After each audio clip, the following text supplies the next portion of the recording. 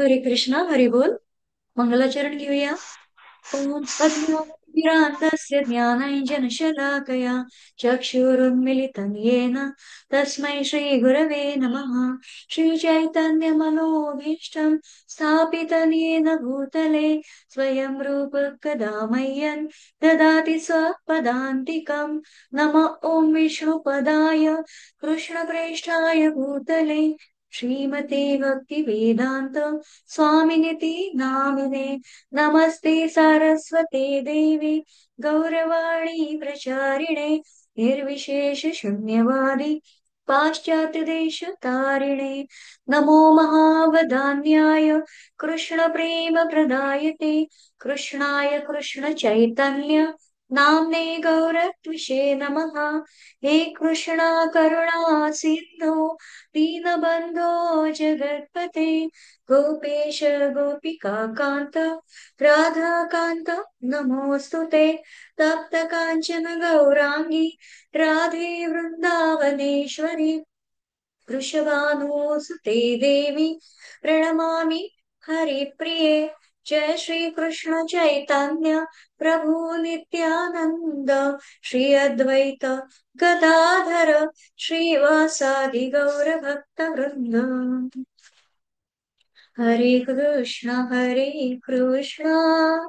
कृष्ण कृष्ण हरे हरे हरे राम राम राम हरे हरे. हरे कृष्णा हरी बोल. आजचा अध्याय 13वा आहे. तो आरंभ करण्याआधी आपण भगवंत चरणी वंदन करूया. इस्कॉनचे संस्थापक श्रील प्रभुपाद यांचे चरणी देखील नम्र वंदन करूया. आणि इस्कॉनचे आपले अध्यक्ष जे आहेत श्री नाम निष्ठादास प्रभूजी यांना देखील वंदन करून वर्गामध्ये उपस्थित सर्व साधकांचे भक्तांचे स्वागत आहे, वंदन आहे. हरे कृष्णा हरी बोल. आजचा अध्याय 13वा आहे. क्षेत्र क्षेत्रज्ञ विभाग योग. म्हणजे यामधनं आपण काय जाणून घेणार आहोत की प्रकृती काय आहे, पुरुष काय आहे आणि त्याची चेतना काय आहे. मग अशा प्रकारे याचं आपण इथे अध्ययन करणार आहोत. आता ज्याप्रमाणे बघा, काल आपण जशा पद्धतीने की जे तत्वज्ञानाचं विवेचन करण्याच्या दृष्टीने 12वा आणि 13वा हे अध्याय लागोपाठ आले आहेत. का बरं असं आलं आहे? तर 12वा जो भक्ती योग आहे तो काय आहे?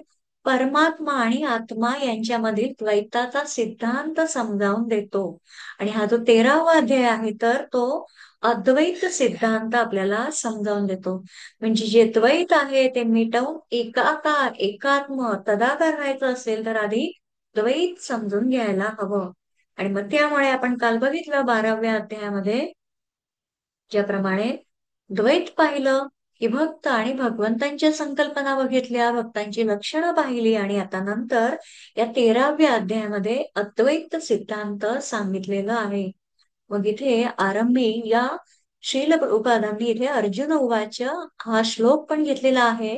मुळात काही इथे मतभेद सुद्धा पाठभेद आहेत की काही ग्रंथांमध्ये या अध्यायामध्ये श्लोक याच्यामध्ये अर्जुनाचा उवाच अर्जुन उवाच येत नाही, पण इथे आपल्याला हा दिलेला आहे आणि म्हणून एकूण 35 श्लोक या अध्यायात येतात. काहींकडे गीतेचं जे पुस्तक असेल, ग्रंथ असेल त्यात 34 असतील.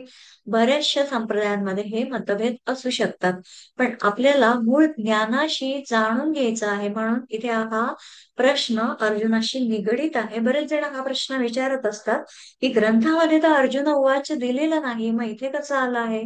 तर आपण कुठेतरी गुरूंप्रती श्रद्धा ठेवून, आज गुरुपौर्णिमा आहे त्या निमित्ताने आपल्याला हा एक इथे प्रश्न निर्माण होऊ शकतो, पण कुठेतरी जर विश्वास असेल, श्रद्धा असेल तर आपण त्याच भावाने जात असतो. त्यामुळे एक श्लोक आहे की नाही, मग 700 श्लोक आहेत एकूण की 701 आहेत, या द्वंद्वामध्ये न पडता आपल्याला सद्गुरूंनी जे काही ज्ञान द्यायचा प्रयास केला आहे तो आपण कुठेतरी आत्मसात करायला हवा. ज्याप्रमाणे बघा आपण मंगलाचरण मध्ये आता म्हणत असतो आरंभीचा श्लोक की अज्ञानतिमिरान्धस्य ज्ञानाञ्जनशलाकया चक्षुरुन्मिलितं येन तस्मै श्री गुरवे नमः. याचा आज आपण गुरुपौर्णिमा निमित्त हे चिंतन बघूया की इथे काय सांगितलं आहे की या अज्ञान रूपी अंधकाराने जी आंधळ्या झालेल्या लोकांची दृष्टी आहे, व ज्यांनी आपल्या ज्ञान रूपी अंजनाने उघडली आहे, त्या सद्गुरूंना माझा नमस्कार असो. आणि गुरुपौर्णिमेनिमित्त आपण नतमस्तक होऊया या सद्गुरु तत्वाशी. अशा प्रकारे आता मग आपण अध्यायाला सुरुवात करूया. हरे कृष्ण. पहिला आणि दुसरा श्लोक पठण करते आणि मग माताजी अनुवाद वाचतील. अर्जुन उवाच प्रकृतिं पुरुषं चैव क्षेत्रं क्षेत्रज्ञमेव च एतद् वेदितुमिच्छामि ज्ञानं ज्ञेयं च केशव. श्रीभगवानुवाच इदं शरीरं कौन्तेय क्षेत्रमित्यभिधीयते एतद्यो वेत्ति तं प्राहुः क्षेत्रज्ञ इति तद्विदः. हरे कृष्ण. हरे कृष्ण. अर्जुन म्हणाला, हे कृष्ण, मला प्रकृती, पुरुष, क्षेत्र, क्षेत्रज्ञ आणि ज्ञान व ज्ञेय याबद्दल जाणून घ्यावयाची इच्छा आहे. श्री भगवान म्हणाले, हे कौंतेय, या शरीराला क्षेत्र म्हटले जाते आणि जो या शरीराला जाणतो त्याला क्षेत्रज्ञ असे म्हटले जाते. हरे हरे कृष्ण. आता बघा इथे या पहिल्या आणि दुसऱ्या याच्यामध्ये अर्जुनाने जो प्रश्न केला आहे की मला काय जाणायचं आहे, प्रकृती, पुरुष, क्षेत्र, क्षेत्रज्ञ आणि ज्ञान आणि ज्ञेय याबद्दल जाणून घ्यायची कुठेतरी अर्जुनाला इच्छा आहे. आणि मग भगवंत त्यावर सांगतात की इथे या दोन्ही बद्दल व्यवस्थित समजून घे. म्हणजे क्षेत्र म्हणजे काय, शरीर, आणि जो या शरीरालाच आपण स्वतः आहोत असं समजतं, तो जीवात्मा म्हणजे काय आहे, क्षेत्रज्ञ आहे. आणि मग आता बघा, क्षेत्र या संस्कृत शब्दाचे अनेक अर्थ होतात, ज्याप्रमाणे जमीन, प्रदेश, घर, शरीर असे विविध प्रकारचे अर्थ आहेत. आणि मग शरीराला क्षेत्र आणि शेत या अर्थानं म्हटलं जातं. का बरं? तर जसं बघा, शेतामध्ये निरनिराळी मग बीज असतात, ती पेरून पिकं घेतली जातात. मग तसंच या मनुष्याच्या देहामध्ये अहंता ममता पेरून जीव अनेक प्रकारची कर्म करत असतो. आणि मग त्या कर्मांचे संस्कार अंतःकरणावर पडलेले असतात. आणि मग शेतात आपण जसं बीज पेरू तसंच धान्य उत्पन्न होतं. त्याचप्रमाणे बघा, या देहामध्ये जशी कर्म केली जातात त्यानुसार दुसरं शरीर जेव्हा पुढील जन्मामध्ये तो देह प्राप्त होत असतो. आणि मग या देहाद्वारे केलेल्या कर्मानुसारच हा जीव वारंवार जन्म मरण रूपी फळ भोगत असतो. म्हणजे हे क्षेत्र जे आहे, देह जो आहे तो कसा आहे, नापीक किंवा सुपीक जमीन. इथे जशी जशी सकस आहार किंवा सुविचारांची आपण लागवड करू आणि मग त्याची मशागत केली जाईल, तसं तसं ते चांगलं पीक निर्माण करेल. आणि जर लागवड मशागत न करता जमीन तशीच पडीक ठेवली तर मग काय होईल की मग हवेने वाहून आणलेली कोणतीही बीज रुजून येतील. जसं अनावश्यक बघा, झुडपं असतात किंवा काटेरी बाभळीचं रान फोफावतं, तसंच या देहरूपी क्षेत्रातही सकस आहार आणि सुविचारांची लागवड अतिशय आवश्यक आहे. आणि मग त्यामधनं जर मशागत केली नाही तर अनावश्यक किंवा कुकर्मांचं पीक निर्माण होईल. अशा प्रकारे इथे वर्णन आहे. पुढे जाऊन बघूया श्लोक क्रमांक 3. तत्क्षेत्रं यच्च यादृक् च यद्विकारी यतश्च यत् स च यत्प्रभावश्च तत्समासेन मे शृणु.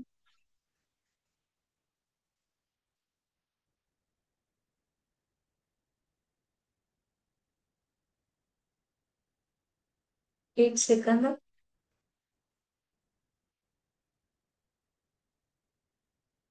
हा, इथे श्लोकांचा आता पहिला श्लोक आपण हा घेतल्यामुळे जो दुसरा श्लोक आहे तो वरती आहे. एक सेकंद, तो मी पठण करते.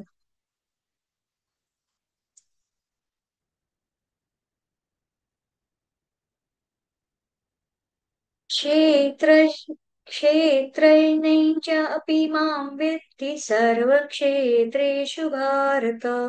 क्षेत्रक्षेत्रज्ञयोर्ज्ञानं यत्तज्ज्ञानं मतं मम.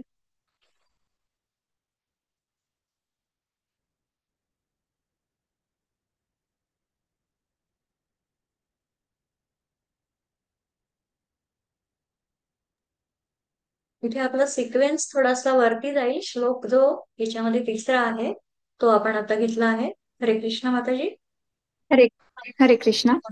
हे भारत, मी सर्व शरीरांमधील सुद्धा क्षेत्रज्ञ असल्याचे तू जाण. आणि हे शरीर आणि त्याच्या क्षेत्रज्ञाला जाणे म्हणजे ज्ञान होय. हे माझे मत आहे. हरे कृष्ण. हरे कृष्ण. आता इथे काय सांगितलं आहे? भगवंतांनी अर्जुनाला विद्धी, विद्धी म्हणजे काय, जाण असं सांगितलंय. का बरं? तर अर्जुन स्वतःला शरीर आणि शरीराला आपलं मानत होता. म्हणजे तो अर्जुना जेव्हा स्वतः भगवंतांमध्ये आहे असं कुठेतरी जाणून घेण्यासाठी भगवंत इथे त्याला म्हणतायत की तू हे जाणून घे. हा एक उद्देश इथे भगवंत सांगतात. म्हणजे बघा, आता जीवाने भगवंतांना आपलं मानावं आणि मग हे जीवाने शरीराशी मानलेल्या एकतेचा त्याग करायला आवश्यक आहे. ज्याप्रमाणे बघा, इथे जरी क्षेत्र म्हणजे शरीर म्हटलं तरी मग शरीर, इंद्रिय, मन, बुद्धी यांचा जो संघ आहे, तर मग ती क्षेत्राची व्यापक संकल्पना पुढच्या श्लोकामध्ये सांगितलेली आहे. ती बघूया. तत्क्षेत्रं यच्च यादृक् यद्विकारि यतश्च यत् स च यो यत्प्रभावश्च तत्समासेन मे शृणु.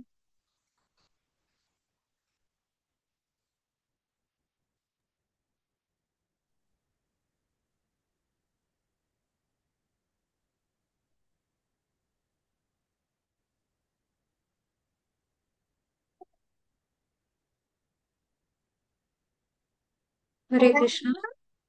हरे कृष्ण. आता कृपया माझ्याकडून क्षेत्र आणि त्याचे स्वरूप, त्याच्यामध्ये कोणते होतात, त्याची निर्मिती केव्हा होते, त्याचा ज्ञाता कोण आहे आणि क्षेत्रज्ञाचा प्रभाव आहे याची संक्षिप्त वर्णन आहे. हरे कृष्ण. मग भगवंत म्हणतायत की मग ते क्षेत्र कोणतं आहे, कोणत्या प्रकारचं आहे, तसंच कोणत्या विकारांनी युक्त आहे आणि कोणत्या कारणांपासून ते उत्पन्न झालं आहे. मग तसंच तो क्षेत्रज्ञही कोण आहे आणि तो कोणत्या प्रभावाने युक्त आहे, आता ते थोडक्यात तू माझ्याकडून ऐक.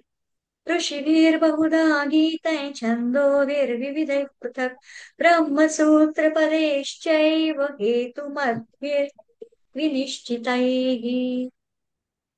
हरे कृष्णा. हरे कृष्णा. क्षेत्राचे आणि क्षेत्रज्ञाचे हे ज्ञान विविध ऋषींनी विविध वैदिक ग्रंथांमध्ये वर्णित आहे. विशेष करून हे ज्ञान सर्व कारण परिणामांसहित वेदांत सूत्रांमध्ये तथ्यासहित प्रस्तुत करण्यात आले आहे. हरे कृष्ण.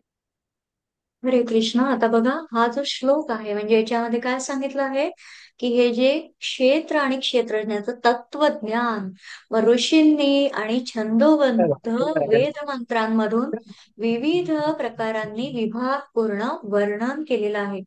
व तसंच युक्तियुक्त ज्या ब्रह्मसूत्राच्या पदांनी हरे कृष्णा, कोणाचा तरी माईक चालू आहे का? माईक बंद करा. तर मग युक्तियुक्त ब्रह्मसूत्रांच्या पदांनी आणि हेतुमान पंडितांनी हे चांगलं निश्चित करण्याचा प्रयास केलेला आहे. म्हणजे ज्याप्रमाणे बघा, आजच्या दिवसाला व्यास पौर्णिमा म्हणतात, जी गुरु पौर्णिमा म्हणून आपण आज जी काही साजरा करत असतो, सद्गुरूंप्रती कुठेतरी कृतज्ञता का बरं आहे मग? तर वेदव्यास जे आहेत, तर मग हे एकमेव असे ऋषी की ज्यांना भगवान वेदव्यास म्हटलं जातं. या श्लोकाशी रिलेटेड आजचं आपण ते थोडंसं चिंतन बघूया की कशा प्रकारे मग त्यांना वेदव्यास म्हटलं जातं. का तर व्यासांनी महाभारत लिहिलं, शिवाय अनेक पुराणं लिहिलेली होती आणि भागवतम, अशा प्रकारे त्यांचा विस्तार आहे. आणि मग या जगात घडणारी बघा प्रत्येक घटना महाभारतात सापडते. आणि मग सर्व ऋषींमध्ये व्यास श्रेष्ठ आहे आणि मग हे जे व्यास आहेत मग ते सद्गुरू आहेत. मग समाजाच्या उद्धारासाठी त्यांनी अनेक गोष्टी लिहिल्या. पूर्वी वेद एकच होता आणि मग तो समजणं अतिशय कठीण होतं. आणि मग या कारणामुळे मग व्यासांनी काय केलं, त्याचे चार भाग केले. मग सर्व वेद, उपनिषदे, पुराणे यांचं सार काय आहे? श्रीमद भगवत गीतेमध्ये आहे. आणि श्रीमद भगवत गीता कुठे आहे? महाभारतात आहे. आणि मग ही ज्ञानाची धारा वाहती राहण्यासाठी ज्या स्थानाचा उपयोग केला जातो त्याला व्यासपीठ म्हटलं जातं. म्हणजे जे कोणी व्यासपीठावर बसलेले असतात मग ते व्यासांचेच प्रतिनिधी असतात. म्हणजे व्यास हे कसे आहेत, जगद्गुरु असल्याने आजच्या पौर्णिमेला व्यास पौर्णिमा देखील म्हटलं जातं. आणि अशा प्रकारे भगवंत श्रीकृष्ण जगद्गुरु पूर्णावतार आहेत. आणि याचप्रमाणे श्री दत्तात्रय हे देखील काय आहेत, आदी गुरु आहेत. आणि म्हणून इथे जे काही विशेष करून हे ज्ञान सर्व कारण परिणामांसहित वेदांत सूत्रांमध्ये जे काही वर्णन केलेलं आहे मग ते ऋषींनी आपल्याला पूर्वीच सांगून दिलेला आहे आणि त्याचा विस्तार इथे आपल्याला गीतेमध्ये बघायला मिळतो. आणि मग इथे पुढे जाऊन बघूया. महाभूतान्यहंकारो बुद्धिरव्यक्तमेव च इंद्रियाणि दशैकञ्च पञ्चचेन्द्रियगोचराः. हरे कृष्णा. अच्छा, दोन श्लोक आहेत हरे पुढचा कृष्णा. पण. एक सेकंद, पुढचा पण घेते. इच्छा द्वेष सुखं दुःखं संघातश्चेतना धृतिः एतत् क्षेत्रं समासेन सविकारमुदाहृतम्. हरे कृष्णा. हरे कृष्णा. पंचमहाभूते मिथ्या अहंकार, बुद्धी, अव्यक्त, 10 इंद्रिये आणि मन या 5 इंद्रियाविषय इच्छा, द्वेष, सुख, दुःख, समूह, चेतन आणि धैर्य या सर्वांना त्यांच्या विकारासहित संक्षेपाने क्षेत्र असे म्हटले जाते. कृष्ण. हरे कृष्णा. आता याच्यामध्ये जे वर्णन केलं आहे म्हणजे बघा महर्षींच्या या प्रमाणभूत विधानांवरनं म्हणजे वेदांमध्ये वेदांच्या सूत्रांमधनं जे काही सांगितलं आहे मग त्याप्रमाणे इथे काय वर्णन आहे की भगवंत बघा थोडक्यामध्ये क्षेत्राची माहिती देतायत. ती म्हणजे या आणि पुढच्या श्लोकामध्ये आता क्रमशः आपण जे बघितलं आता 6वा आणि 7वा श्लोक पठण केला आणि माताजींनी अनुवाद आता पठण केलाय. काय आहे मग ते ही पृथ्वी, आप, तेज, वायू, आकाशी पंचमहाभूत आहे. मग बुद्धी आणि अव्यक्त मूळ प्रकृती, तसंच जे क्षोत्र आहे, त्वक आहे, चक्षु, रसना आणि घ्राण ही काय आहे, 5 ज्ञानेंद्रिय आहे. मग 5 कर्मेंद्रिय तर माहित आहे आपल्याला, वाक, पाणी, पात, पायू आणि उपस्थ अशी 10 इंद्रिय. मग एक मन आणि शब्द, स्पर्श, रूप, रस आणि गंध हे 5 इंद्रियांचे विषय. तसेच इच्छा, द्वेष, सुख, दुःख हे जे काही विकार आहे. आणि संघात म्हणजे काय, स्थूल देह आणि इंद्रिय यांचा समुदाय आहे. सर्व तत्वज्ञानाचा विस्तार आहे.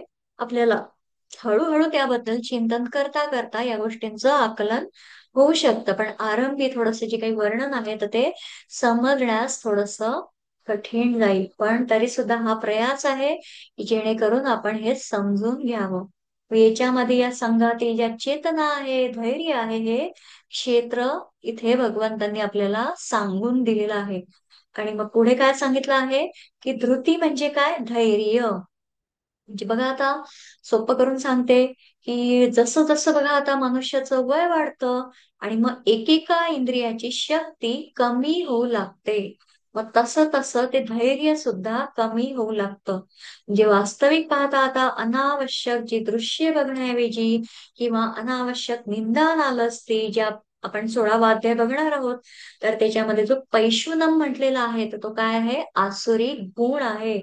मग ते ऐकण्याऐवजी किंवा बोलण्याऐवजी आपली विषयांप्रती असलेली जी बहिर्मुखी चेतना आहे तर ती अंतर्मुख होण्यासाठी आपण प्रयास करायला हवा. आणि निसर्गता बघा इंद्रियांची शक्ती कमी होते तर मी सकारात्मक भावना ठेवून चेतना अंतर्मुखी करण्याच्या दिशेने प्रयत्न करायला हवा. सतत बाहेर वाहणारी धारा जर उलटी आतल्या दिशेने प्रवाहित केली तरच ती राधा होऊ शकते. अशा प्रकारे हे 7 आणि 8 मध्ये, 6 आणि 7 मध्ये बघितलं. आता 8, 9, 10, 11, 12 श्लोक पठण करते.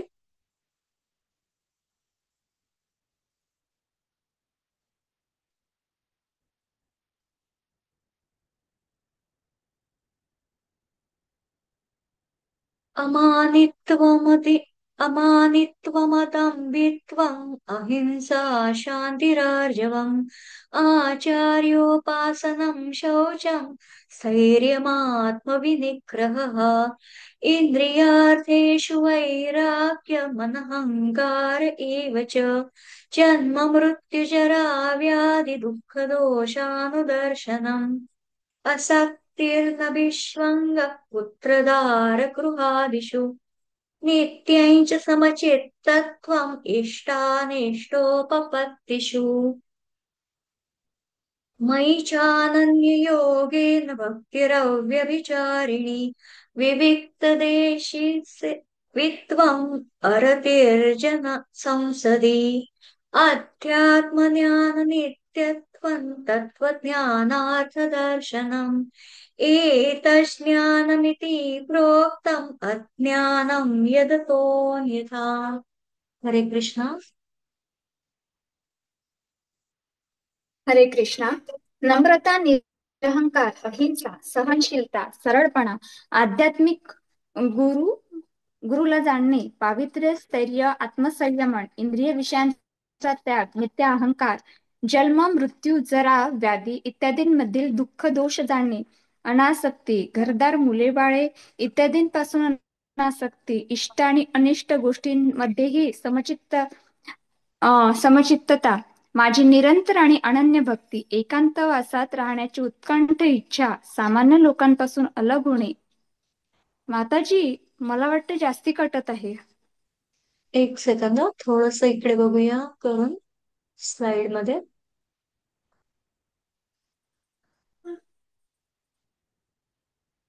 हा, कारण अर्थ नाही जुळत होता ना. पुन्हा बरोबर आहे. वाचते.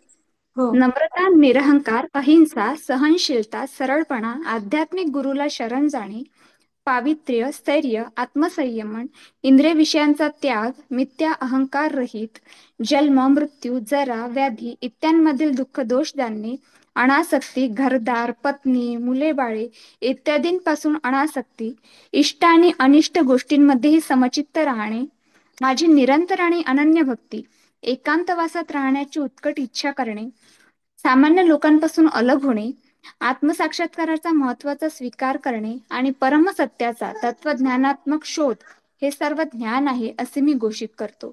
या व्यतिरिक्त जे काही आहे ते सारे अज्ञानच आहे. हरे हरे कृष्णा. इथे ज्ञानाची परिभाषा सांगितली आहे. काय ज्ञान आहे, काय अज्ञान आहे, तर मग ज्ञानाचे लक्षण इथे भगवंत आपल्याला सांगून देत आहे की बघा, मानापमानाच्या भावनेचा, दांभिकपणाचा अभाव, अहिंसा वृत्ती, क्षमाशीलता, त्याचप्रमाणे आर्जव म्हणजे काय, आचार विचार आणि भाषण इत्यादी बाबत सरळपणा, श्रद्धा आणि भक्तीसह गुरूंची सेवा, अंतर्बाह्य शुद्धी, अंतःकरणाची स्थिरता आणि मन आणि इंद्रियांचा शरीराचा निग्रह, त्याचप्रमाणे मग इंद्रियांच्या सर्व विषयांच्या उपभोगांविषयी असणारी आसक्ती, अहंकाराचा अभाव, जन्म, मृत्यू, वार्धक्य आणि रोग यांच्यामध्ये दुःख दोषांचा वारंवार विचार करणं, पुत्र, स्त्री, घर आणि धन इत्यादींमध्ये जी आसक्ती, ममत्व नसणं, तसेच आवडती किंवा नावडती कोणतीही घटना घडली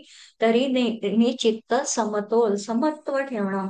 आणि अशा प्रकारे भगवंतांमध्ये भगवंतांच्या खेरीज अन्य कोणीही नाही अशा अनन्य भावनेने अविचल भक्ती, तसंच बघा एकांतात शुद्ध प्रदेशामध्ये निवास करायची आणि विषयासक्त मनुष्यांचा सहवास टाळायची वृत्ती असायला हवी.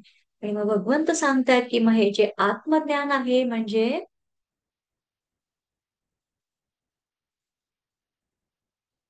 तो श्लोक पुढे आहे. तर मग अशा प्रकारे इथे आत्मसाक्षात्काराचा महत्वाचा स्वीकार करणं आहे. अशा प्रकारे हे जे काही सर्व आहे तर ते काय आहे, भगवंत म्हणतात की मी घोषणाच करतो की हे सर्व ज्ञान आहे. पुढे जाऊन बघूया.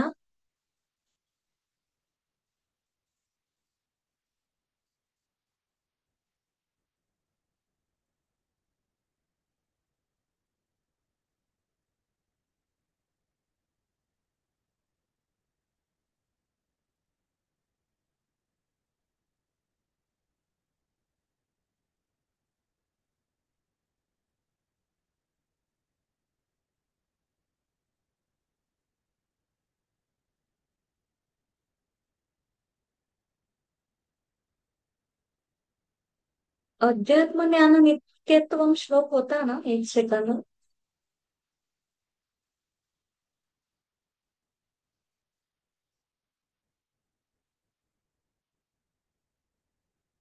बरोबर आहे. आणि जो आपण 12वा श्लोक सुद्धा घेतला त्याच्यामध्ये जे होतं की भगवंत सांगतायत की आत्मज्ञान म्हणजे काय, तर मी कोण आहे याचं ज्ञान, म्हणजे हे सर्वश्रेष्ठ असं ज्ञान आहे. आणि मग हे ज्ञान प्राप्त झालं की जीवनातील सर्व समस्या संपतात. आता अध्यात्म म्हणजे काय, जो श्लोक आपण आता बघितला, अध्यात्म ज्ञान नित्यत्वन. अध्यात्म म्हणजे आता मोठी मोठी धार्मिक ग्रंथ वाचणं, असा अध्यात्माचा अर्थ होऊ शकतो का, नाही. मग वास्तविक अध्यात्म म्हणजे अधिक आत्मा, म्हणजे सर्वांमध्ये प्रवेश करणं किंवा अंतर्मुख होणं, सेल्फ अनालिसिस आपण जे म्हणतो, की स्वतःमध्येच आपल्याला अंतर्मुख होणं आहे. आणि म्हणून मग आध्यात्मिक ज्ञानामध्ये सतत स्थित असणं, म्हणजे मी म्हणजे देह, या देहबुद्धीमध्ये न राहता आपल्या स्वरूपाबरोबर सतत राहणं. ज्याप्रमाणे समर्थ रामदास स्वामी देखील म्हणतात, पाहणे आपणासी आपण या नाव ज्ञान, म्हणजे आत्मस्वरूपाची ओळख हे एक अंतिम ज्ञान आहे. आणि मग हे ज्ञान केवळ मनुष्य देहामध्येच प्राप्त होऊ शकतं. आणि ही एकच अशी योनी आहे की ज्याच्यामधनं हे ज्ञान प्राप्ती आपण करू शकतो. बाकीच्या सर्व 84 लक्ष योनींमध्ये काय आहे, भोग योनी आहे. ज्ञानं यत्तत् प्रवक्ष्यामि यज्ञात्वामृतमश्नुते अनादिमत्परं ब्रह्म न सत्तन्नासदुच्यते. हरे कृष्णा. एक हरे सेकंद, कृष्णा. झूम कमी करते. हा, हरे कृष्ण. हरे कृष्ण. ध्येय म्हणजे काय याचे मी तुला आता वर्णन करू सांगतो. जे जाणल्याने तू अमृताचे आस्वादन करू शकशील. अनादि आणि माझ्या अधीन असणारे ब्रह्म हे भौतिक जगतांच्या कार्यकारणांच्या पलीकडे आहे. हरे कृष्ण. हरे कृष्णा. तर नियम म्हणजे काय, जे जाणायला योग्य आहे ते, आणि जे आपण जाणू शकतो ते. तर ज्ञात्वा म्हणजे जाणून घेतल्यावर, म्हणजे जे जाणायला योग्य आहे ते जाणून घेतल्यावर मनुष्याला अमृताची म्हणजे परमानंदाची प्राप्ती होते. ज्याप्रमाणे बघा, राजा परीक्षिताने भागवत पुराण जेव्हा श्रवण केलं, तर त्याला त्याच्या अविनाशी आत्मस्वरूपाची ओळख झाली आणि त्याची मृत्यूची भीती कुठेतरी नाहीशी झाली. मग त्याप्रमाणे इथे वर्णन केलेलं आहे. पुढे बघूया. सर्वतः पाणिपादं तत्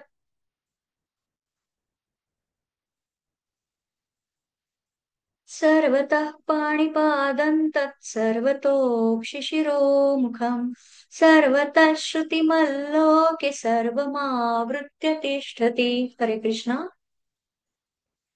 हरे कृष्णा. सर्वत्र त्यांचे हात, पाय, नेत्र, मस्तके, मुख आणि कान आहेत. या प्रकारे परमात्मा सर्व व्यापून आहे. हरे कृष्ण. हरे कृष्ण. आता भगवंतांचं व्यापकत्व कशा प्रकारे आहे, मग इथे भगवंतांनी जे क्षेत्राचं वर्णन केलं, त्यानंतर आता क्षेत्र आणि क्षेत्रज्ञ यांचं ज्ञान असणाऱ्या आत्मज्ञानी पुरुषाचं वर्णन केलं आहे. आणि आता त्या क्षेत्रज्ञाचं किंवा अनादि निराकार परमतत्वाचं वर्णन आहे. म्हणजे भगवंत म्हणतायत की त्या परब्रह्माला सर्व बाजूंनी मग हात, पाय, डोळे, डोके, तोंड, कान सर्व काही आहे. याचा आपण अर्थ असाही घेऊ शकतो की आपल्या सर्वांचे, सर्व प्राणी मात्रांचे अवयव हे त्या परब्रह्माचेच आहेत का, तर सर्वांमध्ये ते परमतत्व आहे. जे विश्वरूप दर्शन आपण बघितलं होतं, त्याच्यामध्ये कशा प्रकारे भगवंतांनी ते दर्शन वर्णन आपल्याला अभ्यासलं होतं आपण. आणि मग इथे काय सांगितलं आहे, इथे तेच वर्णन आहे की त्या परब्रह्माचं सर्व वर्णन सर्वांमध्ये परमतत्वामध्ये स्थित आहे. ज्याप्रमाणे बघा, आता समुद्रामध्ये एखादा कलश टाकला तर त्या समुद्राचं पाणी त्या कलशामध्ये असतं, म्हणजे तो काय होऊन जातो, समुद्र होऊन जातो. आणि मग त्या कलशाच्या बाहेरही समुद्र असतोच असतो. त्याचप्रमाणे हे जे परमतत्व आहे, मग ते सर्व प्राणी मात्रांमध्ये आणि त्यांच्या शरीराबाहेर इतरत्र सुद्धा आहे. म्हणजे अगदी आपल्या आसपास सुद्धा हे परब्रह्म ठासून भरलेलं आहे. दुसरा अर्थ असा पण होतो की ते परब्रह्म कधीही कुठेही कुठलंही कार्य करू शकतं. म्हणजे इथे बघा, सगुण साकार मूर्ती रूपात असणाऱ्या परमात्म्याचं वर्णन आहे. आणि निर्गुण निराकार ज्या परमात्म्याचं वर्णन सुद्धा केलेलं आहे. मग ही दोन्ही काय आहे? एकाच परमात्म्याची रूप आहेत. मग हे परमतत्व सर्वांना व्यापून राहिलेलं आहे. आणि मग सर्व ठिकाणी याचे कान डोळे आहेत, त्यामुळे त्याला सर्व काही दिसतं आणि ऐकू येत असतं. सर्वेंद्रिय गुणाभासं सर्वेंद्रिय विवर्जितम् असक्तं सर्वभृच्चैव निर्गुणं गुणभोक्तृ च. हरे कृष्णा. परमात्मा हा सर्व इंद्रियांचे मूळ उगमस्थान आहे, पण तरीही तो इंद्रिय रहित आहे. तो सर्व जीवांचा पालन करता असला तरी अनासक्तच आहे. तो प्राकृतिक गुणांच्या पलीकडे आहे आणि त्याचबरोबर सर्व प्राकृतिक गुणांचा स्वामीही आहे. हरे हरे कृष्णा. आता बघा, भगवंतांचं हे जे रूप आहे मग ते निर्गुण निराकार आहे. हे शास्त्रातही सांगितलंय, संतांनी पण सांगितलं आहे. आणि मग आता आपला देह कसा आहे सोपं करून सांगण्याचा प्रयास करते, की जेणेकरून थोडस उलगडलं जाईल. आता आपला देह कसा आहे? तर देवाचं मंदिर असून आत्मा काय आहे? परमेश्वर. मग आत्मस्वरूप धारण करणारा हा जो देह आहे तो सगुण रूपात असतो. आणि तर प्रत्यक्ष आत्मस्वरूप हे काय आहे? निर्गुण स्वरूप आहे. म्हणजे बघा, आता भगवंतांनी श्रीकृष्णांनी त्यांच्या जन्मापासून भक्तांना विविध रूपामध्ये दर्शन दिलं, लीला केल्या, पण त्यांचं मूळ स्वरूप काय आहे? निर्गुणच आहे. आणि अशा प्रकारे मग या श्लोकामध्ये भगवंत सगुण आणि निर्गुण दोन्हीचं प्रतिपादन करतात. मग आपले संत काय म्हणत असतात, की सगुण निर्गुण दोन्ही ज्याची अंगे तोची आम्हा संगे क्रीडा करी. म्हणजे केवळ सगुण भक्ती किंवा केवळ निर्गुण भक्ती करणारे आत्मज्ञानापर्यंत पोहोचू शकत नाही. मग हे परमतत्व सर्व इंद्रियांच्या विषयांना जाणतं, पण या जाणण्याकरता त्याला इंद्रियांची आवश्यकता आहे का? नाही. मग हे परमतत्व आसक्ती रहित आहे. ज्याप्रमाणे बघा, सूर्याचा प्रकाश, चंद्राचं चांदणं, पाण्याची शीतलता सर्वांकरता समान असते. त्याचप्रमाणे या परमतत्वाला सर्वजण कसे आहे? समान आहे. म्हणून मग इथे जे काही वर्णन केलं आहे परमतत्वाचं, तर ते सर्वांचं कसं आहे? धारण आणि पोषण करणारं. आणि मग ते निर्गुण आहे तरी गुणांचा भोग घेणारं आहे. मग ही त्रिगुणात्मक प्रकृती या परमतत्वाचं सगुण रूप आहे. त्यामुळे मग या सगुण रूपात तो परमात्मा सर्व गुणांचा भोग घेत असतो, असं भगवंत इथे सांगतात. आणि म्हणूनच सगुण की निर्गुण या गुंत्यामध्ये अडकायलाच नको. निर्गुणाची उपासना करताना सगुण रूपाला देखील विसरायला नको. बहिरन्तश्च भूतानाम् अचरञ्चरमेव च सूक्ष्मत्वात् तदपि ज्ञेयं दूरस्थै चान्तिके च तत्. हरे कृष्णा. हरे कृष्णा. परम सत्य हे सर्व चराचर प्राणी मात्रांच्या अंतरात आणि बाहेर आहे. ते सूक्ष्म असल्यामुळे भौतिक इंद्रियाच्या पाहण्याच्या किंवा जाणण्याच्या ग्रहण शक्ती पलीकडे आहे. ते जरी अत्यंत दूर असले तरी ते सर्वांच्या जवळही आहे. हरे कृष्ण. हरे कृष्ण. मग आता हे जे परमतत्व आहे भगवंत म्हणतात की मग ते कुठे आहे? मग ते सांगताना भगवंत म्हणतात की हे परमतत्व सर्व चर आणि अचर वस्तूंमध्ये आहे. मग ते प्राण्यांच्या आत आहे, बाहेरही व्याप्त आहे.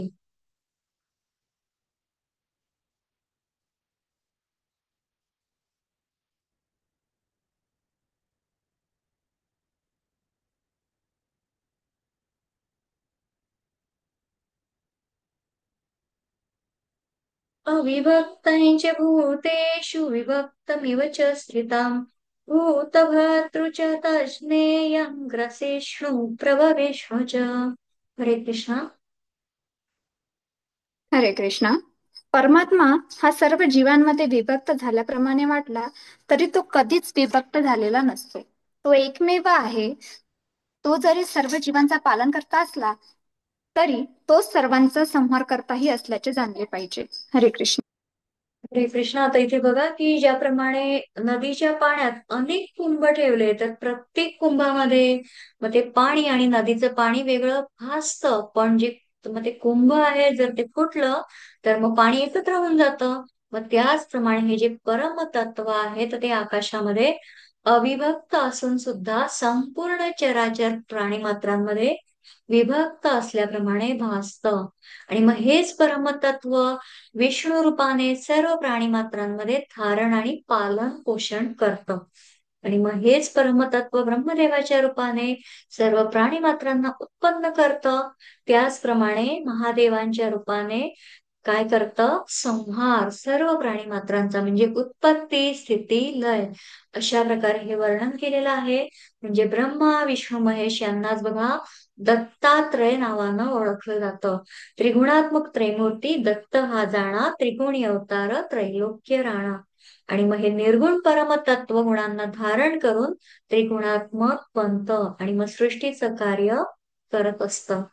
अशा प्रकारे इथे वर्णन आहे. पुढे जाऊ बघूया. ज्योतिषामपि तज्ज्योतिस्तमसः परमुच्यते, ज्ञानैर्ज्ञेयं ज्ञानगम्यं हृदि सर्वस्य विष्ठितम्. हरे कृष्णा. हरे कृष्णा. सर्व प्रकाशमान वस्तूमधील प्रकाशाचे उगम तो आहे. तो भौतिक अंधकाराच्या अतीत आहे आणि अव्यक्त आहे. तो ज्ञान आहे, तोच ज्ञेय आहे आणि ज्ञानाचे ध्येयही आहे. तो सर्वांच्या हृदयात स्थित आहे. हरे कृष्ण. हरे कृष्णा. भगवंत इथे म्हणतात की हृदय सर्वस्य विष्ठितम, म्हणजे बघा प्रत्येकाच्या हृदयामध्ये मी विराजमान आहे. म्हणजे मला बघण्याकरता बाहेरच्या प्रकाशाची जरुरी नाही. जर विद्युत प्रवाह खंडित झाला आणि अंधार झाला तर मग बाहेरच्या गोष्टी दिसतात का? नाही. त्याचप्रमाणे इथे सांगितलं आहे की तरी सुद्धा स्वतःचं ज्ञान असण्याकरता बाहेरील प्रकाशाची जरुरी नाही. प्रत्येकाच्या अंतःकरणामध्ये ज्ञान हे आहेच आहे. आणि मग त्यासाठी काय आवश्यकता आहे? हृदयस्थ आत्मज्योतीची आवश्यकता आहे.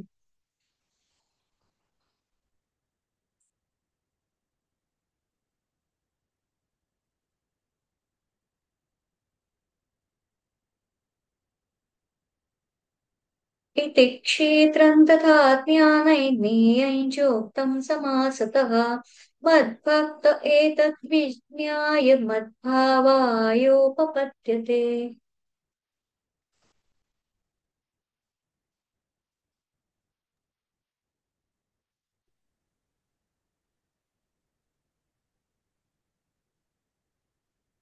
हरे हरे कृष्णा. कृष्ण.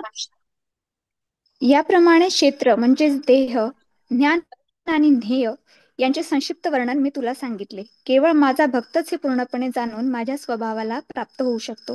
हरे कृष्ण.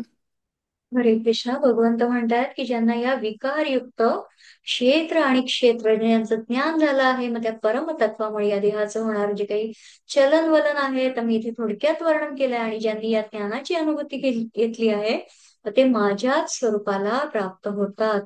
प्रकृतीं पुरुषैश्चैव विदध्यानपि उभावपि, विकारांश्च गुणांश्चैव वित्ति प्रकृती संभवान. हरे कृष्णा.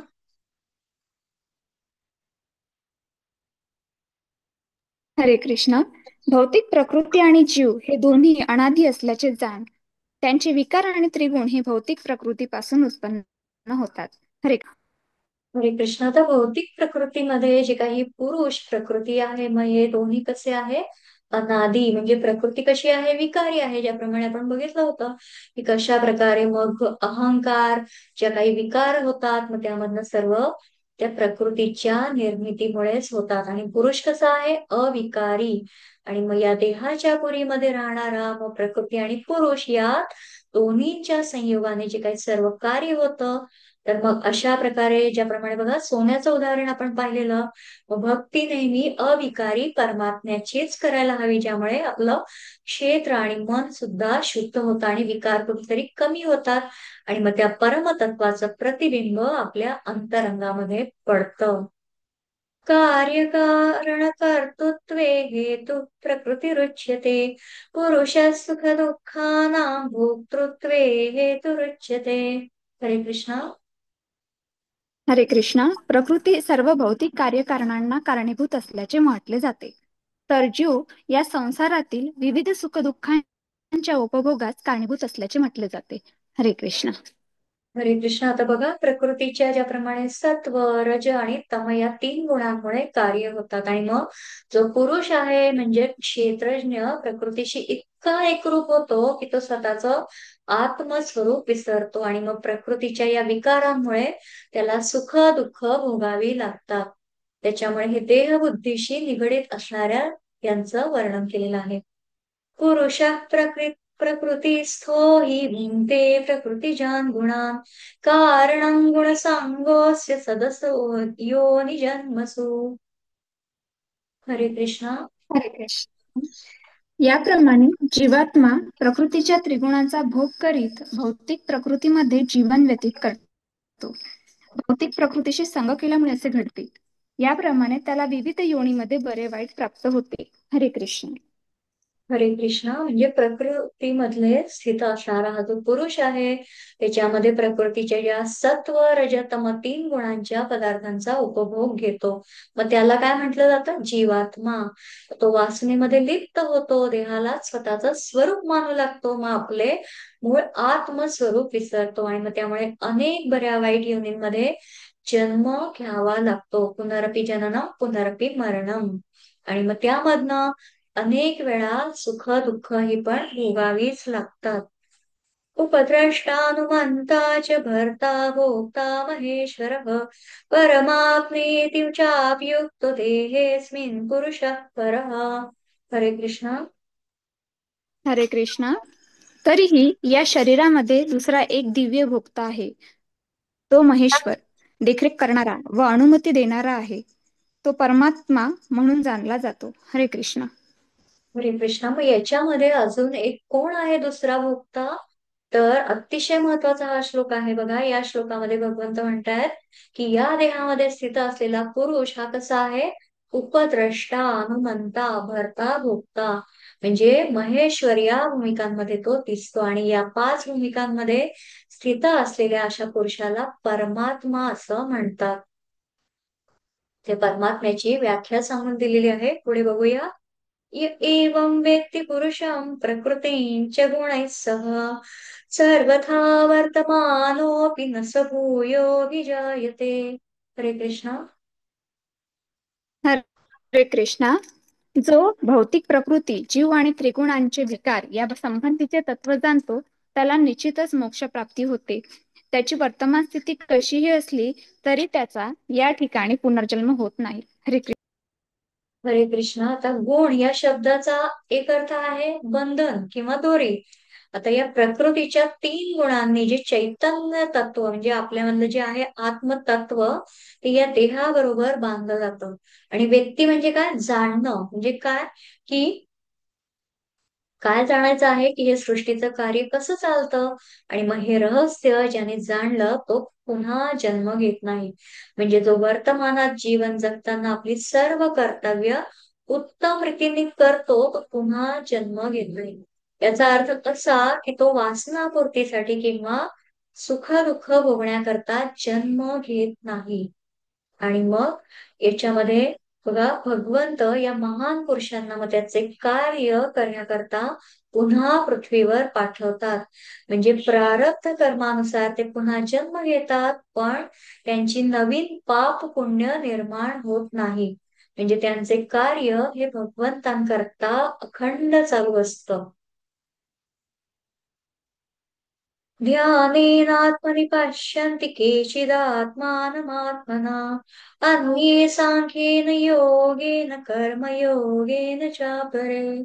हरे कृष्णा. हरे कृष्णा. काही जण परमात्म्याची अनुभूती आपल्या अंतरात ध्यानाद्वारे, तर इतर काही जण ज्ञानाच्या अनुशीलनाद्वारे आणि अन्य काही जण निष्काम कर्माद्वारे करतात. हरे कृष्ण. हरे कृष्णा. तर बघा, ज्याप्रमाणे तलावात एखादी अंगठी पडली किंवा काही पडला, तर मग ते दिसण्याकरता किंवा मिळवण्याकरता काय करावं लागतं? त्या पाण्यामधला जो चिखल आहे किंवा पाण्यात पडलेली मग पानं, इतर कचरा साफ करावा लागतो, आणि मग कुठेतरी ते पाणी स्वच्छ झालं की मग ती आपली जी काही वस्तू असते, ती अंगठी जी काही पडली असेल तर ती आपण शोधू शकतो, आपल्याला दिसू शकते. त्याचप्रमाणे मग हे मनात जे काही साठलेले विकार आहेत ते जोपर्यंत दूर होत नाही, बुद्धी शुद्ध होत नाही, तोपर्यंत आपण त्या चैतन्य स्वरूप आत्मतत्वापर्यंत पोहोचू शकत नाही. म्हणजे आता बघा, काही लोक सतत पुन्हा पुन्हा परमात्म्याचं ध्यान, निधिध्यास करतात. म्हणजे या सगुण साकार रूपाचं ध्यान करता करता निर्गुण रूपापर्यंत पोहोचणं. आणि मग ही दोन्ही काय आहे? एकाच परमात्म्याची आधी सांगितल्याप्रमाणे रूप आहेत, आणि हे जाणणं आवश्यक आहे. अन्ये जानन्तः श्रुत्वा अन्येभ्य उपासते तेऽपि चातितरन्त्येव मृत्युं श्रुतिपरायणाः. हरे कृष्णा. हरे कृष्णा. असे इतरही आहेत, जे आध्यात्मिक ज्ञानामध्ये जरी निष्णात नसले तरी इतरांकडून परमपुरुषासंबंधी ऐकून त्याची उपासना करण्यास प्रारंभ करतात. प्रमाणित व्यक्तींकडून ऐकण्याच्या त्यांच्या प्रवृत्तीमुळे ते सुद्धा जन्म-मृत्यूचा मार्ग पार करतात. हरे कृष्ण. हरे कृष्णा. हा जणू काही आपल्यासाठीच श्लोक आहे. याचा अनुवाद काय? तर इथे माताजींनी ज्याप्रमाणे पठण केलं अतिशय सुंदर आहे. आणि ज्या इथे सांगितलं आहे की आता ज्यांच्याकडे ज्ञान नाही, जे कर्मयोग करण्यास पात्र नाही, असे लोक, मग हे लोक सुद्धा या परमतत्वापर्यंत पोहोचू शकतात. जे लोक तत्वज्ञानी आहेत, म्हणजेच त्या परमतत्वाला जाणतात, अशा लोकांकडून श्रुत्वा म्हणजे काय? ऐकून हे लोक उपासना करतात, आणि ते सुद्धा या मृत्यू लोकरूपी संसार सागरातून निस्संदेहपणे तरतात. कशा प्रकारे? की आता बघा, सोपं करून सांगते की आता ज्यांना ज्ञानयोग, कर्मयोग किंवा सांख्ययोग समजणं कठीण वाटतं, आणि ते स्वाभाविक आहे. आपला देहबुद्धीचा इतका आपल्यावर पगडा असतो, इतकी आसक्ती असते की या भौतिक जगतामध्ये, आणि या योग मायेने आपल्याला इतकं बांधून ठेवलेलं असतं, आणि त्यामध्ये या 3 गुणांमधून आपण बद्ध झालेलो असतो. आणि म्हणून मग हे समजणं अतिशय कठीण आहे. मग त्यांच्यासाठी बघा, भगवंतांनी सोपा उपाय, तो 4था अध्याय आपण जेव्हा बघितला, तेव्हा त्यामध्ये एक श्लोक होता ना, तद्विद्धि प्रणिपातेन परिप्रश्नेन सेवया उपदेशयन्ति ते ज्ञानम् ज्ञानिनस्तत्त्वदर्शिनः. म्हणजे बघा, जोपर्यंत ज्ञानापर्यंत आपण पोहोचतो, जे कोणी पोहोचलेले आहेत, असे जे संत सद्गुरू, जे ग्रंथरूपाने सुद्धा आज आपल्याकडे आहेत, मग अशा ज्ञानी महात्म्यांकडे तू जा आणि सेवा कर, असं भगवंतांनी अर्जुनाच्या माध्यमातून आपल्या सर्वांना हे सांगितलेलं आहे. म्हणजे सेवा म्हणजे काय? तर प्रसन्न करून घे, आणि मला समजून घेण्यासाठी, जाणून घेण्यासाठी त्या आत्मज्ञानी, तत्वज्ञानी पुरुषाचं मार्गदर्शन घे. म्हणजे कुठेतरी त्यानुसार उपासना कर, आणि तू सुद्धा या मृत्यूरूपी संसारातून तरून जाशील. म्हणजे जे काही अज्ञ लोक आहेत, मग ते ज्ञानी व्यक्तीने सांगितलेल्या सोप्या साधनांच्या मार्गांवर अवलंब करतात, मग ते देखील हा भवसागर तरून जातात. आता बघा, माता शबरीचं देखील हेच उदाहरण आहे, की शबरीने तिच्या गुरूंना म्हणजे मातंग ऋषींना विचारलेलं की मला भगवंत भेटतील का? कधी भेटतील? कुठे भेटतील? आणि मग तेव्हा त्यांनी तिला प्रभू रामरायांची प्रतीक्षा करायची साधना करायला सांगितलं होतं. मग तिने बघा, तिचं संपूर्ण आयुष्य प्रभू श्री रामरायांच्या स्वागतासाठी सतत सज्जच केलेलं होतं. ज्याप्रमाणे ती काय करत होती, की सर्व प्रकारे स्वागतासाठी कसे रस्ते साफ करणं, भोजनासाठी फळं जमा करणं, आणि अशा प्रकारे प्रतीक्षा करणं, अशा अनेक छोट्या छोट्या कर्मांमधनं तिने केवळ आणि केवळ काय केलं, की भगवंत येणार आहेत. आणि मग शेवटी तिच्या त्या वृद्धावस्थेमध्ये तिला भगवंत प्रभू रामरायांचं दर्शन मिळालं, आणि ती मुक्त झाली. अशा प्रकारे हे जे काही वर्णन आहे, ज्याप्रमाणे आपण चिंतन, उपदेश श्रेष्ठतम अशा संतांचं, सद्गुरूंचं जेव्हा श्रवण करतो, म्हणजे अशा ज्ञानी लोकांकडून जाणून घेण्याचा प्रयास करतो, आणि त्याद्वारा उपासना करतो, साधना करतो, तेव्हा जे सामान्य जीव आहेत ते सुद्धा या मृत्यूलोकी संसार सागरातून तरून जातात. पुढे बघूया. यावत् संजायते किंचित सत्वं स्थावर जंगमं क्षेत्र संयोगात् तत्विद्धि भरतर्षभ. हरे कृष्णा. हरे कृष्णा. हे भरत शर्भ, चर आणि अचर असे तू जे काही अस्तित्वात पाहत आहेस, ते क्षेत्र आणि क्षेत्रज्ञ यांच्या केवळ संयोगांपासून निर्माण होते, हे जाण. हरे कृष्ण. हरे कृष्ण. आता काय जाणायला सांगितलं आहे? ज्याप्रमाणे बघा, एक उदाहरण बघूया की आता एखाद्या पाषाणामध्ये, दगडामध्ये, अणूमध्ये सुद्धा बघा प्रोटॉन, न्यूट्रॉन, ऑर्बिट अशा प्रकारे जे काही चल इलेक्ट्रॉन्स असतात. मग दगडात सुद्धा अन्नमय कोश असतो. अन्नमय, प्राणमय, मनोमय, विज्ञानमय आणि आनंदमय कोश, असे 5 प्रकारचे कोश जसे जसे प्रगत होतात तसं तसं ते चैतन्य तत्व आपल्यामध्ये कार्यरत होतं. आणि मग आपल्या आत्मतत्वामध्ये तो समत्व आणतो, तो स्वतःचा उद्धार करतो. ज्याप्रमाणे बघा, ज्ञानेश्वर माऊलींनी देखील जड भिंतीला आज्ञा केली होती आणि ती भिंत सुद्धा चालली होती. कुठेतरी चांगदेव महाराजांना भेटण्यासाठी त्यांनी तो प्रयास, म्हणजे कुठेतरी जे पाषाणाचं वर्णन केलेलं आहे की कशा प्रकारे हे तत्व जे आहेत ते समत्व बुद्धीने सगळीकडे जाणू शकतो. समं सर्वेषु भूतेषु तिष्ठन्तं परमेश्वरं विनश्यत्स्व विनश्यत्तै यत् पश्यति स पश्यति. हरे कृष्णा. हरे कृष्णा. जो मनुष्य सर्व देहांमध्ये जीवात्म्याला साथ देणाऱ्या परमात्म्याला पाहतो आणि जो जाणतो की नश्वर देहामधील आत्म्याचा आणि परमात्म्याचा कधीही विनाश होत नाही, तो यथार्थ रूपाने पाहतो. हरे कृष्ण. हरे कृष्णा. यथार्थ रूपाने पाहायचं म्हणजे कसं? आता बघा, एक उदाहरण घेऊया. आता एखाद्या वृक्ष आहे, झाड आहे, तर त्याच्या अनेक लहान मोठ्या शाखा असतात किंवा एकाच वृक्षावर अनेक फुलं फुललेली लहान मोठी असतात, पण वृक्ष कसा असतो? एकच असतो. किंवा बघा, आता सूर्याची सर्व किरणं आहे, मग एकाच सूर्यापासून ती येत असतात. त्याचप्रमाणे आकाशातून पडणाऱ्या ज्या धारा आहेत, आता रोज पाऊस येत असतो, मग त्या जरी खूप दिसल्या तरी मग त्यामधील मूळ धारा काय आहे? पाणी, जल काय आहे? एकच आहे. मग त्याचप्रमाणे सर्वांमध्ये परमतत्व एकच आहे.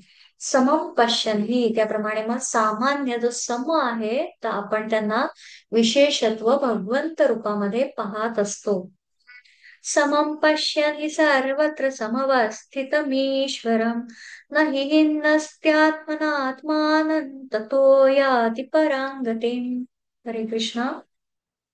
हरे कृष्णा. जो मनुष्य सर्व जीवांमध्ये परमात्माला समान रूपाने उपस्थित असल्याचे पाहतो, तो मनामुळे स्वतःची अधोगती होऊ देत नाही. याप्रमाणे तो परमगतीला प्राप्त होतो. हरे कृष्ण.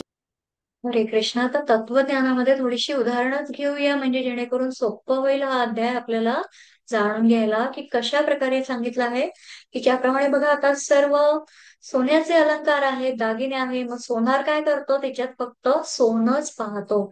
ज्याप्रमाणे एखाद्या वस्तूमध्ये आपण एखादा मूषक असेल आणि गणेश असेल आणि मग ती सोन्याची प्रतिमा असेल, पण मग ते सुद्धा त्याच्यामध्ये तो असं बघतो का की नाही, हा मूषक आहे बाबा, मग गणेश आहे, तर तो ते सोनच बघतो. म्हणजे काय? समत्व, त्याच्यामध्ये त्याला जे काही दिसतं तर सोनच दिसत असतं. त्याचप्रमाणे जे ज्ञानी पुरुष असतात, संत असतात, सद्गुरू असतात, ते सर्वांमध्ये समत्वाने स्थित असलेल्या परमेश्वरालाच पाहतात. प्रकृत्यैव च कर्माणि क्रियमाणानि सर्वशः यः पश्यति तथात्मानम् अकर्तारं स पश्यति. हरे कृष्णा. हरे कृष्णा. जो मनुष्य पाहू शकतो की भौतिक प्रकृतीद्वारे निर्मित शरीरच सर्व कर्मे करते आणि आत्मा हा अकर्ता आहे, तोच यथार्थ रूपाने पाहतो. हरे कृष्ण. हरे कृष्णा. आता जे परमगतीला प्राप्त झालेले आहे, मग त्यांची आराधना करायला हवी. त्यांच्या पावलावर पाऊल टाकून चालायचा प्रयास करायला हवा. आणि अशा ज्ञानी पुरुषांचं गुण किंवा लक्षणं आपण ज्याप्रमाणे बघा, भक्तियोग बघितला होता, त्याच्या पुढे 6वा अध्याय आत्मसंयम योग पाहिला होता त्याच्या आधी, तर तेव्हा आपण जाणून घेतली होती. आणि आपले सर्व संत महात्मे हे अशाच प्रकारे ज्ञानी होते. ज्याप्रमाणे मग ते कशा प्रकारे संतांचं वर्णन आहे की आपल्या बळे नाही मी बोलत, सखा कृपावंत वाचा त्याची, साळुंकी मंजुळ बोलत असे वाणी, बोलविता धनी वेगळाची. म्हणजे तुकाराम महाराजांचा प्रसिद्ध अभंग आहे की माझ्या मुखातून तर मी बोलत आहे, पण हे माझे बोल आहे का? नाही. त्या परमेश्वराने, त्या परमतत्वाने मला कुठेतरी ही वाणी, बुद्धी दिलेली आहे. आणि म्हणजे ज्याप्रमाणे त्यांनी वर्णन कोणाचं दिलंय की साळुंकी. साळुंकी बघा, सुंदर आवाजामध्ये गाते. पण तिला गोड आवाज देणारा कोणीतरी वेगळाच आहे. म्हणजे कोण आहे? परमेश्वर.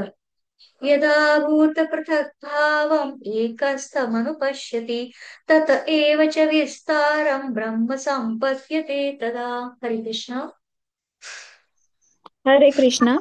जेव्हा विवेकी मनुष्य निरनिराळ्या भौतिक शरीरांमुळे होणारे पृथक स्वरूप पाहण्याचे थांबवितो आणि जीवांचा सर्वत्र कसा विस्तार झाला हे पाहतो, तेव्हा त्याला ब्रह्माची प्राप्ती होते. हरे कृष्ण. हरे कृष्ण. मग इथे सर्व चराचर प्राणी मात्रांमध्ये हे जे एकच तत्व आहे आणि त्या एकच तत्वाचा विस्तार म्हणजे काय आहे? ही सृष्टी. आणि मग हे जे कोणी पाहतो, जाणतो, त्याची अनुभूती घेतो, त्याला ब्रह्मज्ञान प्राप्त होतं. आणि मग ब्रह्म म्हणजे सत चित आनंद. सत म्हणजे काय? अनंत जीवन. चित म्हणजे अखंड ज्ञान. आणि आनंद म्हणजे असीम सुख. म्हणजे जे कधीच खंडित होत नाही. अनादित्वान् निर्गुणत्वात् परमात्मायमव्ययः शरीरस्थोऽपि कौन्तेय न करोति न लिप्यते. हरे कृष्णा. हरे कृष्णा. जे अनादित्वाच्या दृष्टीने युक्त आहेत ते पाहू शकतात की अव्ययी आत्मा हा दिव्य, शाश्वत आणि त्रिगुणातीत आहे. हे अर्जुना, भौतिक शरीराच्या संपर्कात असून देखील आत्मा काही करीतरीही नाही किंवा कोणत्या गोष्टीमुळे लिप्तही होत नाही. हरे कृष्ण. हरे कृष्णा. आता आत्मा कसा आहे? निर्लिप्त आहे. तो कशाही याच्यामध्ये कोणत्याही गोष्टींमध्ये काहीही करत नाही, लिप्तही होत नाही. म्हणजे या देहात राहणारा जो परमात्मा आहे तो अविनाशी आहे, अनादी अनंत आहे, म्हणजे निर्गुण आहे. सत्व रजतम या तीनही गुणांच्या पलीकडे अव्यय आहे. सतत हे चिंतन ठेवलं की मी देह नसून मी आत्मा आहे, तर मग यामध्ये येणाऱ्या कोणत्याही अनुकूल प्रतिकूल परिस्थितीमध्ये मनुष्य स्थिर राहू शकतो. म्हणजे बघा, हा परमात्मा देहात राहून सुद्धा काहीच कर्म करत नाही, कशाही प्रकारे लिप्त होत नाही. आता उदाहरण बघूया त्यासाठी. महादेवाच्या आपण शिवलिंगावरती बघा, आता श्रावण मास चालू होईल. मग तिथे आपण जातो, पूजन करतो. मग तेव्हा दूध, पाणी, पंचामृत किंवा अन्न, काही मध वगैरे ज्या काही गोष्टी असतात त्या अर्पण केल्या जातात. मग त्या शिवलिंगाच्या आतमध्ये जातात का? नाहीच. अजिबात नाही. त्या तशाच वरती असतात आणि खालती त्याचा प्रवास वाहतो. मग त्याचप्रमाणे या आत्मलिंग जे प्रत्येकाच्या, तुमच्या माझ्यात अगदी सगुण निर्गुण स्वरूपामध्ये, ज्यांच्यामध्ये त्यांच्या आतमध्ये काहीही जात नाही, अशा प्रकारे इथे वर्णन आहे. यथा सर्वगतं सौक्ष्म्यात् आकाशन्नोपलिप्यते सर्वत्रावस्थितो देहे तथात्मानोपलिप्यते. हरे कृष्ण. हरे कृष्णा. आकाश सर्वव्यापी असून ते आपल्या सूक्ष्मतेमुळे कोणत्याही वस्तूने लिप्त होत नाही. त्याचप्रमाणे ब्रह्मदृष्टीमध्ये स्थित झालेला आत्मा शरीराशी लिप्त होत नाही. हरे. हरे कृष्ण. आता आकाशात बघा, आलेल्या ढगांनी, संध्यांच्या रंगांनी आकाश लिप्त होतं का? नाही. म्हणजेच आकाशावर काहीही परिणाम होत नाही. का बरं? मग आकाश सर्वत्र व्यापलेला आहे आणि सूक्ष्म आहे. मग त्याचप्रमाणे या देहामध्ये स्थित असलेले हे सूक्ष्म आत्मतत्व सर्व देहाला व्यापून असतं, पण ते कसं आहे? निर्गुण. आणि देहाच्या गुणांनी ते लिप्त होत नाही. यासाठी आपण बघा, महादेवाचं तर शिवलिंगाचं उदाहरण आपण जाणून घेतलं. पुढे बघूया. यथा प्रकाशयते कृत्स्नं लोकमिमं रविः क्षेत्रं क्षेत्री तथा कृत्स्नं प्रकाशयति भारत. हरे कृष्ण. हरे कृष्णा. हे भारता, ज्याप्रमाणे एकमेव सूर्य संपूर्ण विश्वाला प्रकाशित करतो, त्याचप्रमाणे शरीरात असणारा एकमेव जीव चेतनेद्वारे संपूर्ण शरीराला प्रकाशित करतो. हरे कृष्ण. हरे कृष्ण. ज्याप्रमाणे ते वर्णन आहे की एक सूर्य संपूर्ण पृथ्वीला प्रकाशमान करतो, मग त्याचप्रमाणे या क्षेत्राला क्षेत्रज्ञ म्हणजे आत्मा. क्षेत्र म्हणजे काय? देह. आणि क्षेत्रज्ञ म्हणजे आत्मा त्याला प्रकाशित करतो. म्हणजे आत्मा निघून गेला की बघा, देहाला काही अर्थ उरतो का? ज्याला काही ते नाव असतं त्या देहाला, मग त्याला देहाला नाव सुद्धा, जेव्हा तो आत्मा निघून जातो तर देहाला काय म्हटलं जातं? बॉडी. की त्या बॉडीला आणा, त्या बॉडीला असं करा, त्याचे तसे उपचार करा. अशा प्रकारे ते नाव सुद्धा राहत नाही. अंतिम श्लोक बघूया. क्षेत्र क्षेत्रज्ञयोरेवम् अन्तरैज्ञानचक्षुषा भूत प्रकृति मोक्षै च ये विदुर्यान्ति ते परम्. हरे कृष्णा. हरे कृष्णा. जे ज्ञान चक्षुने क्षेत्र आणि क्षेत्रज्ञ यातील भेद पाहतात आणि भौतिक प्रकृतीपासून मुक्त होण्याचा मार्गही जाणू शकतात, त्यांना परम लक्ष्याची प्राप्ती होते. हरे कृष्ण. हरे कृष्ण. आता बघा, ज्याप्रमाणे मग हे क्षेत्र आणि क्षेत्रज्ञ मधला भेद जो जाणतो आणि दोघांच्या संयोगाने सर्व कार्य होतं, हे जे काही आहे तर मग ते आपल्या ज्ञानरूपी ज्ञान चक्षुषा म्हटलेलं आहे. म्हणजे ज्ञानरूपी डोळ्यांनी तत्वतः जाणतो, तो परब्रह्म परमात्म्याला प्राप्त करून घेतो. ज्याप्रमाणे इथे सांगितलं आहे की मग हे सूक्ष्म जंतू आहेत, मग ते चर्मचक्षुंनी दिसतात का? नाही. आणि मग त्यामुळे हे जंतू बघण्यासाठी बघा, जे काही वैज्ञानिक असतात मग ते जे सूक्ष्मदर्शक वापरतात, त्याचप्रमाणे जो आपल्या ज्ञानचक्षुंनी हे आत्मतत्व जाणतो, त्याची या प्रकृतीपासून मुक्तता होते आणि त्याला मोक्ष मिळतो. म्हणजे याप्रमाणे आता आपण तांदळातील खडे वेचून बाजूला काढतो, किंवा अं एखादं बघा, आता राजहंस पक्षी आहे, मग तो कसा त्याच्या सारासार विचाराने निर्क्षीर विवेक बुद्धीने काय करतो, दूध आणि पाणी वेगळं करतो. त्याचप्रमाणे या देहाचं जडत्व दूर करून त्या चैतन्य तत्वापर्यंत पोहोचण्याचा प्रयास केला पाहिजे. आणि मग त्यासाठी काय आवश्यक आहे बरं? तर सद्गुरूंची आवश्यकता, सद्गुरूंची कृपा, सद्गुरूंचं कुठेतरी अनुग्रह असणं आवश्यक आहे.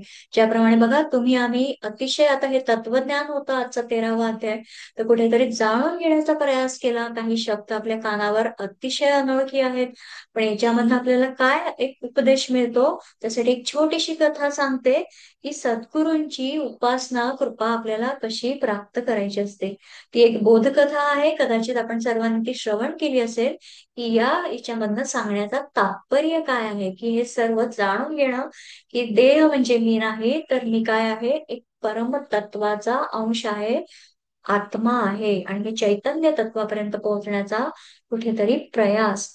ज्याप्रमाणे बघा, आता एक कथेमध्ये की एक गाय असते, मग ती गवत चरायला जंगलामध्ये जात असते.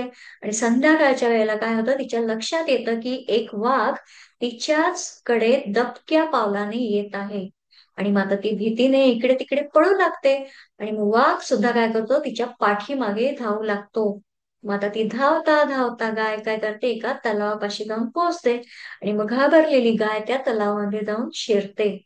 आणि मग वाघ देखील काय करतो, तिच्या पाठीमागे त्या तलावामध्ये जाऊन तिच्या पाठलाग करत असतो. आणि मग आता तिथे काय होतं, की त्या दोघांनाही कळून चुकतं की हा तलाव तर काही फारसा खोल नाहीये, पण त्यात पाणी सुद्धा कमी आहे, म्हणजे चिखल जास्त आहे. आणि मग या दोघांमधील अंतर तसं कमी होतं, पण ते दोघंही काहीही करू शकत नव्हते. आणि मग त्या गाईचं त्या चिखलामध्ये हळूहळू ती कुठेतरी रुतायला लागली. आणि वाघ सुद्धा बघा तिच्या अगदी जवळ होता, पण तो सुद्धा त्यामध्ये रुतायला लागला. आणि मग दोघंही अगदी गळ्यापर्यंत चिखल रुतायला लागला, आणि दोघंही त्यामधनं निघू शकत नव्हते, हलू शकत नव्हते.